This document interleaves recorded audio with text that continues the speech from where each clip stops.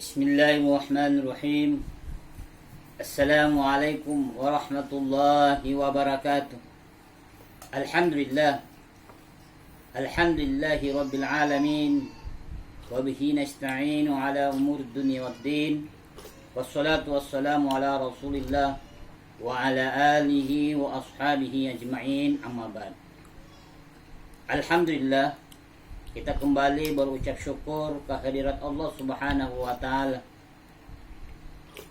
atas segala limpahan rahmat, karunia, hidayah, inayah, dan masih banyak nikmat yang tidak kita bisa menghitungnya.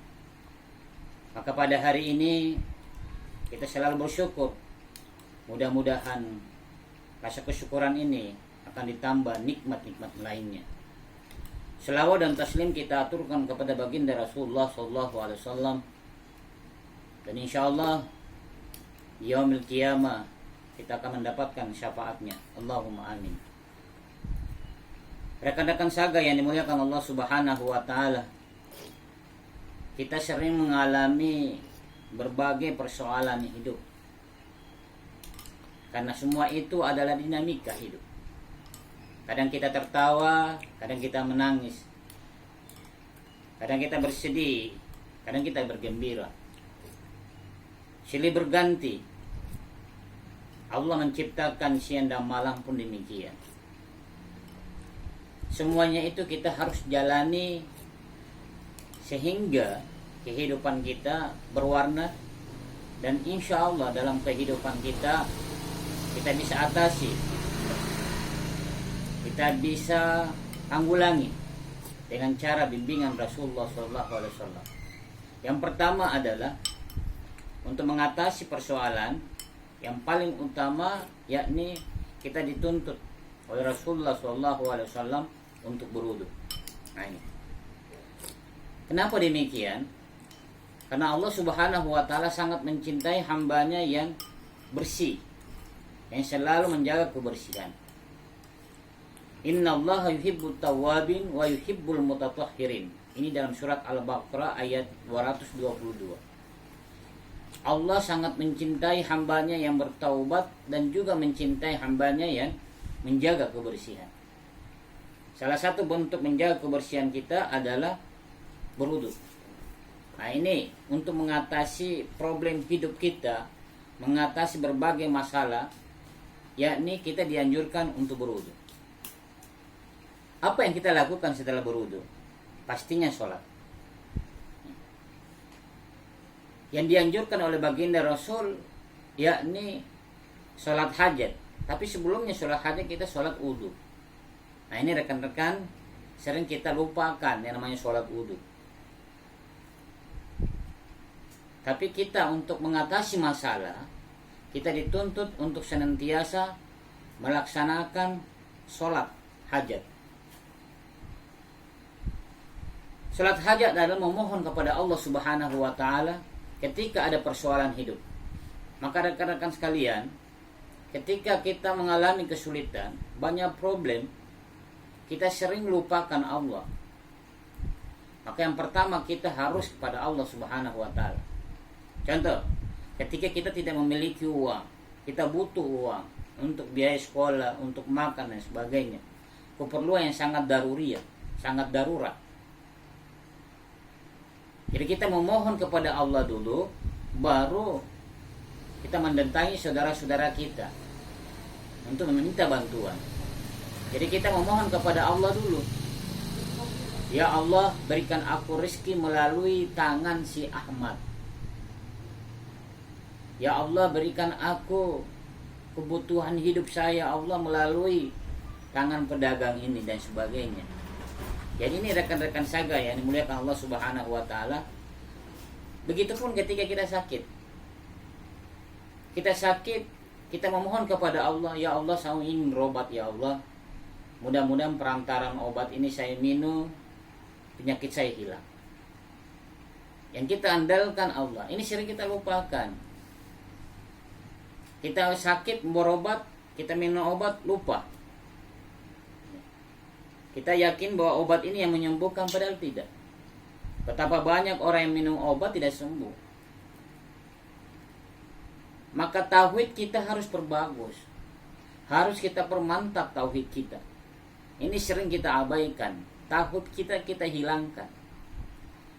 Pada sandaran yang paling menyenangkan, sandaran yang memberikan kita keselamatan adalah sandaran kepada Allah Subhanahu wa ta'ala. Maka kita setelah berwudu, kita dianjurkan untuk sholat, terutama sholat hajat. Di dalam hadis Abu Hurairah radhiyallahu anhu, Rasulullah sallallahu alaihi wasallam bersabda kepada Bilal, apa yang dikatakan oleh baginda Rasulullah sallallahu alaihi wasallam, amalan yang aku lakukan yang paling aku harapkan pahalanya daripada aku, yang pertama yakni bersuci kemudian melaksanakan sholat. Sholat apa yang dimaksud? Yakni sholat wudu. Nah ini sholat wudu. Ya Bilal, hadis ini yarji'i amali amalathu fi Islam qala fa inni samitu.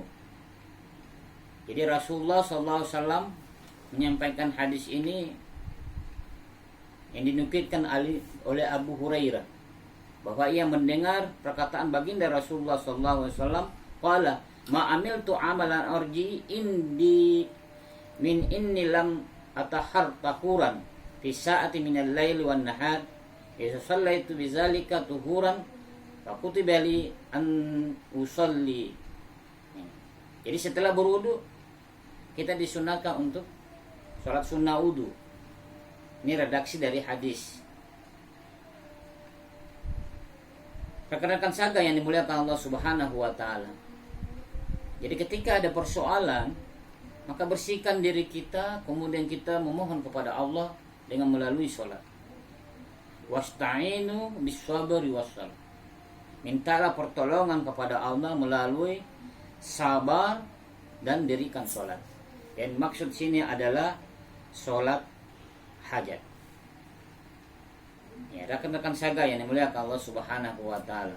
Jadi problem masalah ada pada kita, itu boleh jadi wujud kecintaan Allah kepada kita. Dia ingin mendengar rintihan hambanya, maka diuji supaya dia memohon kepada Allah.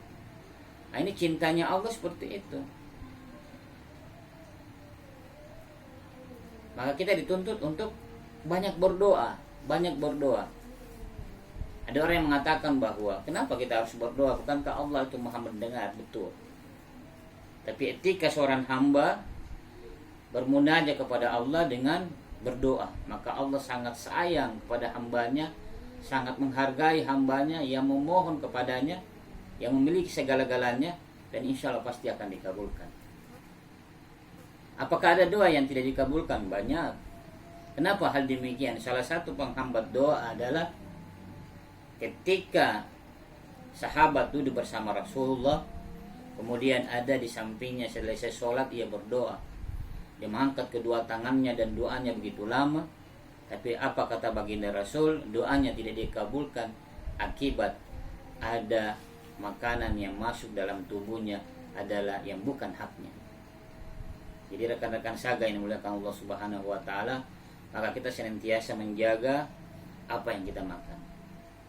Sehingga ada kisah yang menarik, ada ulama yang bertanya kepada orang gila. Ini ulama ini bertanya pada orang gila. Jadi ini lucu ya, tapi ini mengandung hikmah. Apa kata ulama ini ketika bertanya? Wahai orang gila, bagaimana cara makan yang dibenarkan oleh Allah dan Rasul? Kemudian ulama itu ditanya, menurut Anda gimana? Orang gila ini bertanya kembali, menurut Anda gimana? Saya ucapkan doa makan sekurang-kurangnya Bismillahirrahmanirrahim. Apa kata orang gila? Masih kurang. Apa itu? Cara makan yang benar adalah yang pertama dan utama adalah sumber makanan tersebut, apakah halal atau haram. Nah, ini yang sehingga ulama ini mendengar perkataan orang gila tersebut luar biasa. Ternyata ini bukan orang gila, dia juga ulama. Ya, cuma pakaiannya compang-camping. Nah, rekan-rekan saga yang dimuliakan Allah Subhanahu wa ta'ala, maka kita harus memperhatikan makanan yang kita makan. Jangan sampai kita bekerja kemudian kita mendapatkan gaji dan gaji ini bercampur sesuatu yang haram, kita bawa ke keluarga, anak kita makan, istri kita makan, keluarga kita makan. Nah, ini kita membawa dosa buat mereka. Jadi kita harus memilah ya. Bila perlu kalau ada sesuatu yang syubhat ya, kita sedekahkan saja. Nah, ini rekan-rekan saga yang dimuliakan Allah Subhanahu wa taala, salah satu kita harus jaga kedisiplinan ketika bekerja, karena ini ukuran gaji kita. Jangan sampai kita menerima gaji di saga ternyata kita sering telat, ternyata kita tidak disiplin. Nah, ini perlu diwaspadai. Jangan sampai kita menerima gaji ada campuran, ada sesuatu hal yang menyebabkan gaji kita itu haram. Jadi rekan-rekan saga yang dimuliakan Allah Subhanahu wa taala, maka kita harus menjaga kedisiplinan. Kata baginda Rasul untuk menghindari musibah, gimana caranya supaya kita tenang? Kata Rasulullah, membaca Al-Quran. Afdal ibadati ummati qiraatul Quran. Ini kata baginda Rasul. Abdalnya umatku adalah umatku yang membaca Al-Quran. Ya, setidaknya rekan-rekan saja ketika kita mau bekerja, kita siap sholat subuh, kita sempatkan waktu untuk membaca 1-2 ayat. Ya, 1-2 ayat kita baca. Setelah itu kita kerja. Tidak apa-apa 1-2 ayat. Ya, jangan sampai satu hari kita tidak membaca Al-Quran. Karena itu bentuk komunikasi kita dengan Allah. Nah, ini surat cintanya Allah itu berupa Al-Quran. Ketika kita membaca, maka yang membuat surat ini, yang membuat Al-Quran ini pasti senang. Nah, kira-kira teman-teman saga, ketika ada surat dari kekasih, ketika Anda membaca, kemudian kekasih kalian mendengar bahwa surat Anda dibaca, pasti senang. Tapi bayangkan ketika surat itu dicampakkan di sampah, dibiarkan saja, pasti kecewa. Apalagi Allah Subhanahu wa taala. Kemudian kata baginda Rasul, supaya kita bisa menangani permasalahan hidup kita, kita senantiasa dituntut untuk bersedekah. Kalau kita banyak bersedekah, banyak membantu orang lain, pasti hidup kita mudah. Kenapa mudah? Karena orang selalu melihat kita. Ketika kita ada persoalan, pasti dia bertanya, kenapa kawan? Ada masalah kan? Kalau ada masalah, mari cerita sama saya, kita akan sama-sama menyelesaikan.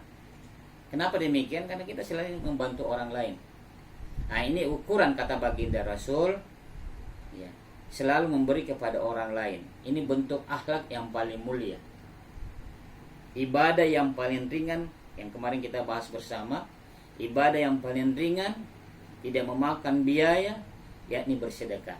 Setidak-tidaknya bersedekah dengan senyuman, dengan wajah yang ceria, bukan wajah yang marah, usam dan lain sebagainya menakutkan, tapi wajah yang ceria. Apalagi rekan-rekan saga ketika melayani customernya, melayani konsumennya dengan senyum, pasti konsumen itu merasa senang. Nah, ini bentuk sedekah yang paling ringan yang tidak butuh biaya yang banyak.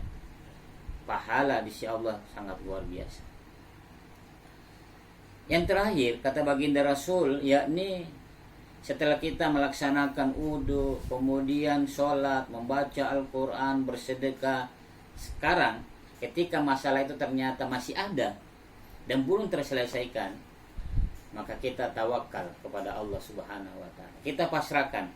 Nah, ini dalam psikologi, orang yang pasrahkan segala persoalan kepada Tuhannya, maka hidupnya akan tenang.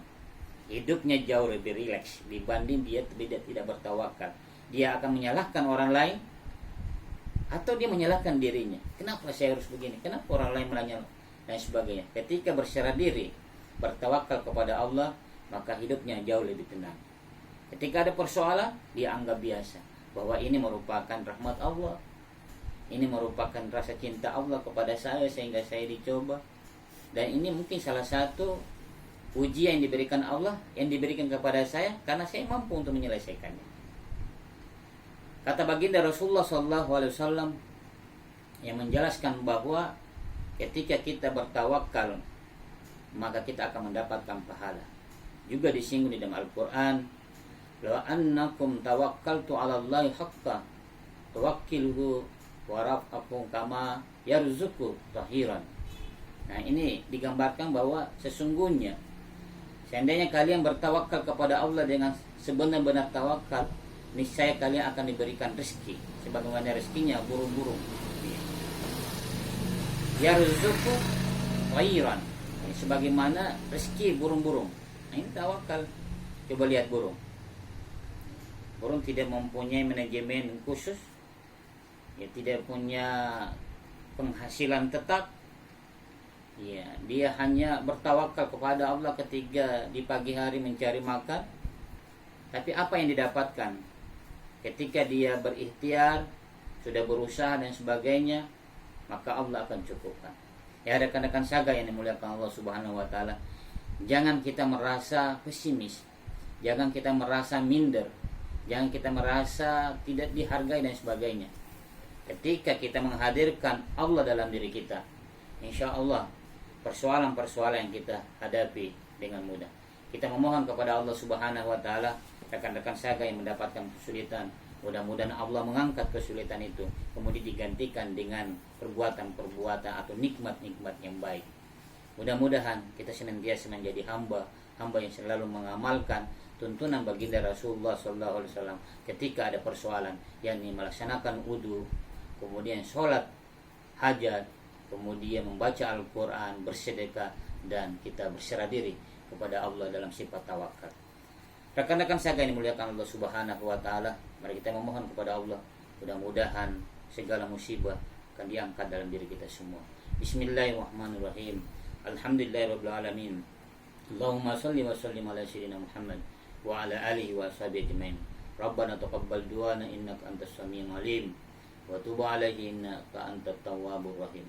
Allahumma inna nas'aluka khairul mas'alah wa khairud du'a wa khairul amal wa khairus sawabi wa sabbitna wa sabbil mawasim. Allahumma ghfir khatiyatina wa nas'aluka ula minal jannah. Rabbana taqabbal du'ana innaka antas samiul alim wa tub alaina innaka antat tawwabur rahim. Rabbana atina fid dunya hasanah wa fil akhirati hasanah wa qina adzabannar. Wa sallallahu ala nabiyyina Muhammadin walhamdulillahi rabbil alamin. Akhir kalam. Assalamualaikum warahmatullahi wabarakatuh.